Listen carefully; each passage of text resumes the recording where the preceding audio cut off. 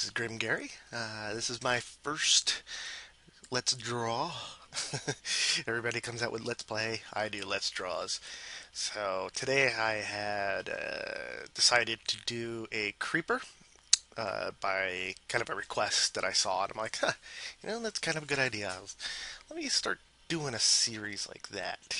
I won't be doing too many Let's Plays, mainly right now because my computer is getting along in years, and it really can't support much recording along with gameplay.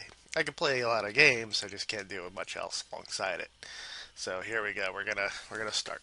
As you know, everything in Minecraft is basically a cube. So, like the creeper's head here is a box.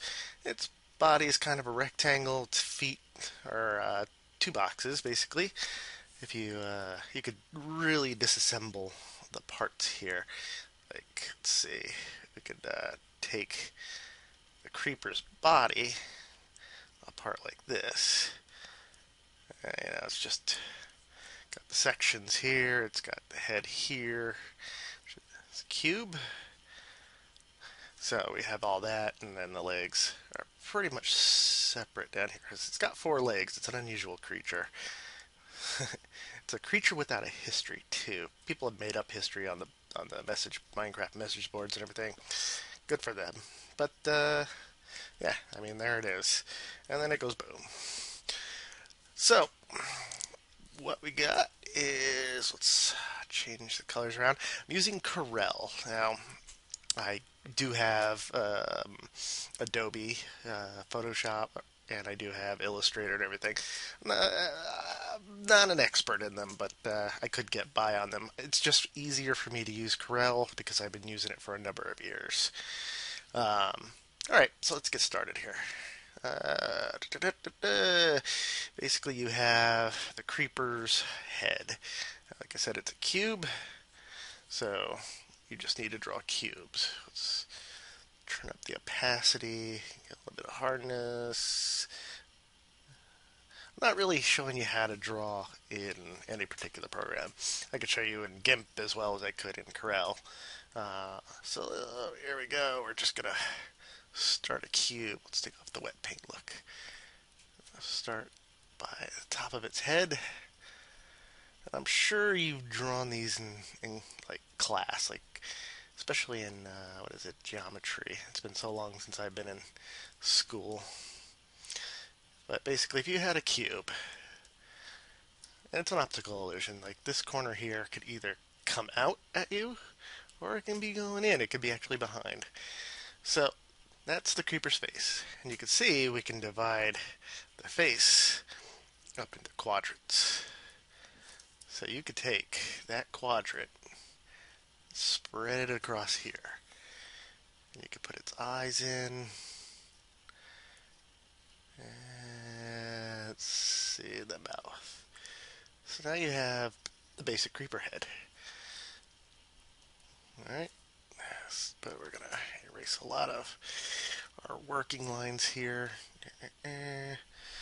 Actually, yep, I should have used a different layer, but that's okay. We'll get by. So erase. I'm actually painting, which is kind of weird. I could always take this to a different layer. That's the convenience about these programs is if you mess up, you don't really have to worry about eraser marks and stuff like that. I prefer to draw with pencil and paper and then ink later. Because the feel of the drawing pads just sometimes doesn't do it right.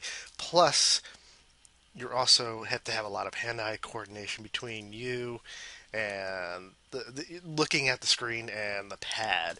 You're not looking at what you're drawing, which is what I'm so used to. I've done it before. All these programs became really available to the mainstream public. Okay, so we have the head here. He's got a little eye doodad. So, a little cross-eyed, huh? Ugh. I'm a creeper. I just want the hugs.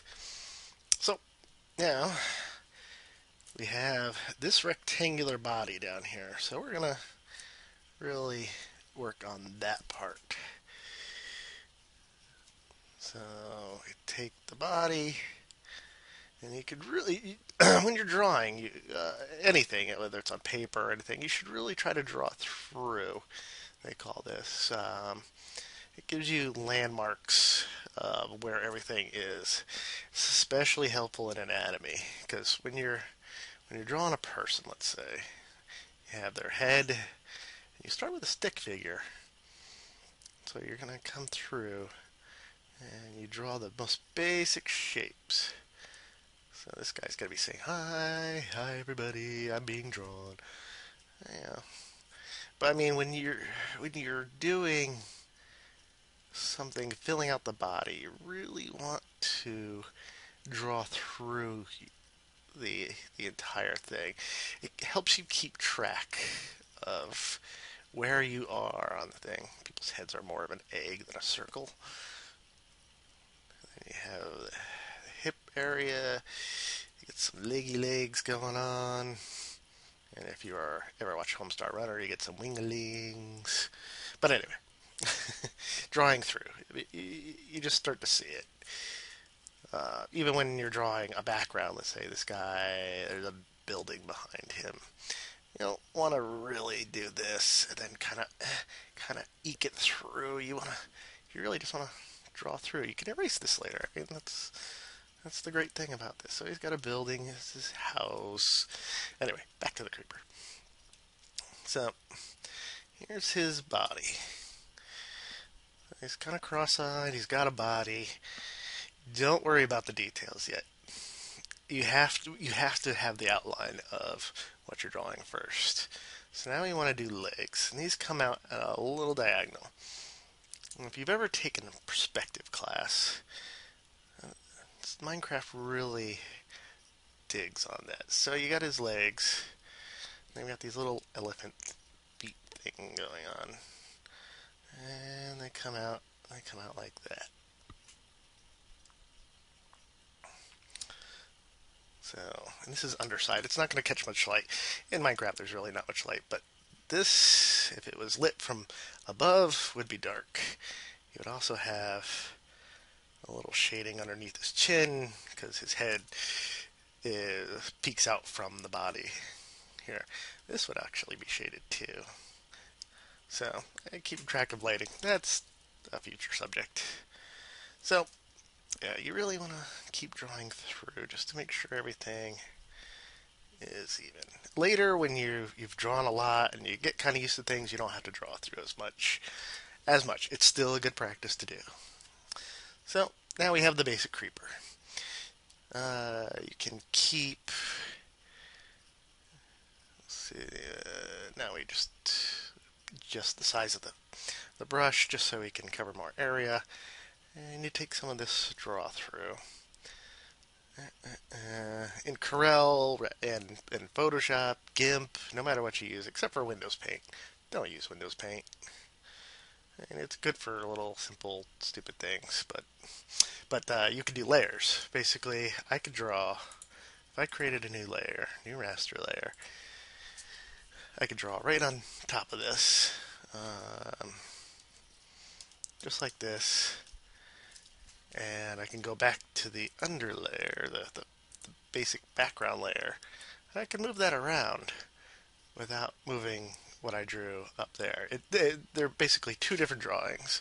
I'm going to undo that. I'm going to undo my little line drawing there and my stupid erasing. Okay. So, there you have a creeper. Now, for getting the details, you don't really want to do too much here. If you're doing like cartoony work, you really just want to keep it simple.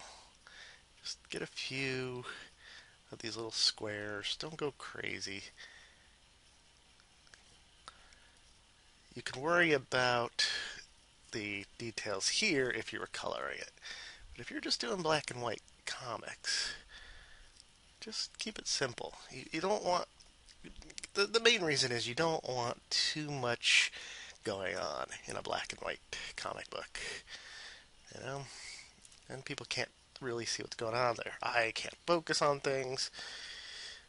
The one thing you want to do black and white comics is get a heavier outline on the character. That way he'll stand out a little. This is, of course, messy. I mean, there's all sorts of brush adjustments I can do to...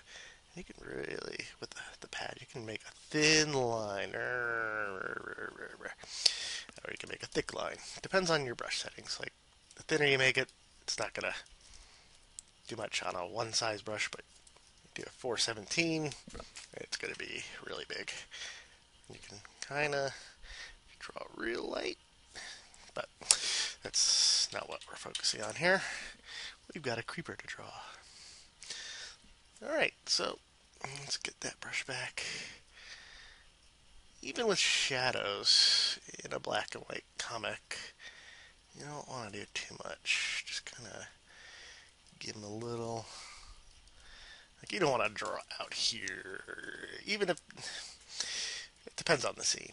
If you're going to do a full scene where he's got trees and stuff like that, you might want to keep it simple. But if it's just the creeper alone, you could probably do a little bit more. Let's see, we'll get rid of our little guy saying hello. We'll go back and reduce my brush again. So we're just going to give him a little background.